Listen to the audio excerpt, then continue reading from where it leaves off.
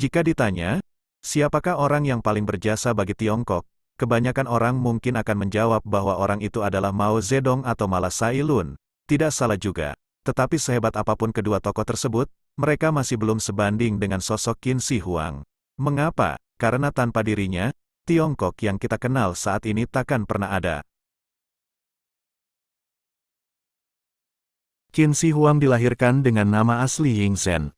Ia diketahui lahir pada tanggal 18 Februari tahun 259 sebelum Masehi. Ayahnya bernama Zhuang Xiang yang merupakan raja dinasti Qin. Ibunya Lu Buwei yang dikenal dengan nama Ibu Suri Zhao. Ibunya adalah mantan selir seorang pedagang kaya. Ia berhasil mengangkat Zhuang Xiang, ayah Qin Shi Huang naik tahta. Walaupun pada awalnya dia tidak ditunjuk sebagai penerus. Ketika Ying Zhen atau Qin Shi Huang berusia 13 tahun, ia secara resmi naik tahta sebagai raja dinasti Qin pada tahun 246 sebelum Masehi. Kala itu kerajaan Qin sudah menjadi negara paling kuat di dataran China. Naiknya Qin Shi Huang kelak akan menyatukan seluruh Tiongkok di bawah kekuasaannya. Negara-negara dari dinasti lain yang ada di China Tengah menganggap dinasti Qin sebagai negara barbar. Dinasti Qin mengembangkan pemerintahan dengan birokrasi yang kuat, serta organisasi militer yang kuat. Ketika Ying Zhen atau Qin Shi Huang naik tahta, tindakan pertama Zhen sebagai raja dinasti Qin adalah mengeksekusi kekasih ibunya bergabung sebagai oposisi. Ia juga mengasingkan ibunya. Hanya beberapa tahun berkuasa, Ying Zhen atau Qin Shi Huang sudah menguasai satu demi satu dari 6 negara saingan yang kemudian membentuk China sebagai kekaisaran pada waktu itu. Ini berkat manajemen organisasi serta kecakapan para petinggi militer dinasti Qin. Wilayah terakhir yang ditundukkan oleh Ying Zhen atau Qin Shi Huang adalah dinasti Qi pada tahun 221. Qin Shi Huang adalah orang yang berhasil menyatukan Tiongkok yang sangat luas di bawah bendera yang sama.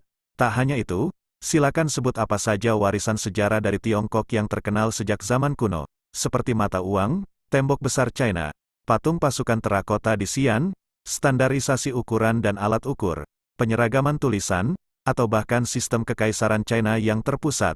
Itu semua adalah warisan dari Qin Shi Huang. Bisa dibayangkan, jika saja Qin tidak melakukan semua hal tersebut, mungkin saja China akan jatuh ke tangan para pemimpin feodal yang membagi kekuasaan kepada keturunannya.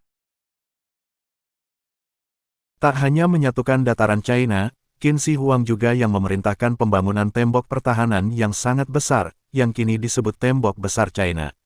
Qin begitu aktif dalam rencananya ini. Alasannya adalah untuk mempertahankan diri dari pemberontak dari suku liar. Pekerjaan itu dilakukan oleh ratusan ribu orang yang diperbudak dan penjahat antara 220 dan 206 sebelum Masehi. Dalam hal ini, ribuan dari mereka tewas selama peristiwa tersebut. Qin Shi Huang juga dikenal sebagai sosok yang sangat kejam. Ia takkan segan menghabisi nyawa orang-orang yang tak sejalan dengannya. Salah satu peristiwa mengenai hal ini pernah ia lakukan saat ia membunuh para cendekiawan yang tak sepaham dengannya. Hal ini berawal jauh sebelum penyatuan dataran China, di mana Konfusianisme dan sejumlah filosofi lainnya berkembang pesat.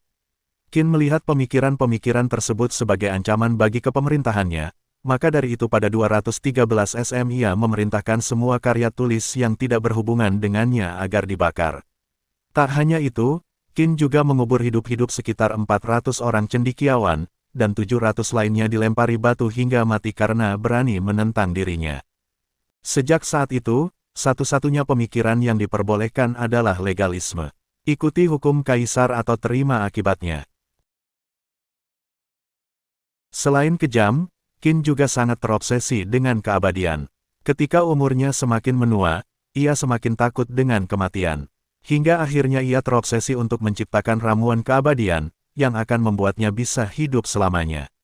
Qin memerintahkan para ahli kimia untuk menciptakan ramuan abadi. Meski tidak mungkin, perintah kaisar adalah mutlak dan tak bisa ditolak. Tak banyak ahli yang berani mengantarkan ramuan hidup abadi, karena selain tidak mungkin, mereka akan dijebloskan ke penjara atau bahkan dijatuhi hukuman mati jikalau ramuannya gagal. Bahkan Qin juga ikut menghukum sekitar 400 alkemis yang tak terlibat. Hingga akhirnya, pada tahun kelima kepemerintahannya, seorang ahli nujum bernama Su Fu datang menghadap ke hadapan Qin. Untuk bisa mendapatkan obat keabadian, seseorang harus membawa perjaka dan perawan untuk meminta obat itu. Maka Qin Shi Huang kemudian mengutus Su Fu untuk memilih perjaka dan perawan terbaik sejumlah beberapa ribu orang, dan pergi ke samudera untuk mencari sang dewa, demikian yang Sima Qian tulis dalam catatan sejarah agung. Sayangnya, obat tersebut tak pernah ditemukan, dan Su Fu tak pernah kembali dari perjalanannya yang kedua.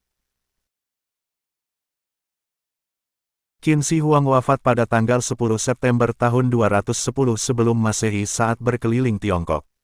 Penyebab kematiannya kemungkinan besar karena keracunan merkuri yang merupakan isi dari banyak percobaan dalam pembuatan ramuan abadinya. Di makamnya, Qin dijaga oleh pasukan terakota yang setidaknya berjumlah 8.000 patung tentara seukuran manusia yang setiap patungnya adalah individu karena memiliki ciri yang berbeda antara satu dengan yang lainnya. Pasukan terakota ini juga dilengkapi dengan kereta kuda dan senjata. Qin membangun ini untuk menjaganya di alam baka nanti, dan mungkin juga untuk menaklukkan surga seperti apa yang ia lakukan di bumi. Jasa Qin Shi Huang memang sangatlah besar bagi peradaban China, namun sebagai manusia, ia adalah orang yang sangat kejam. Haruskah Qin dikenal dengan pencapaian monumentalnya atau tirani kejamnya adalah masalah perspektif.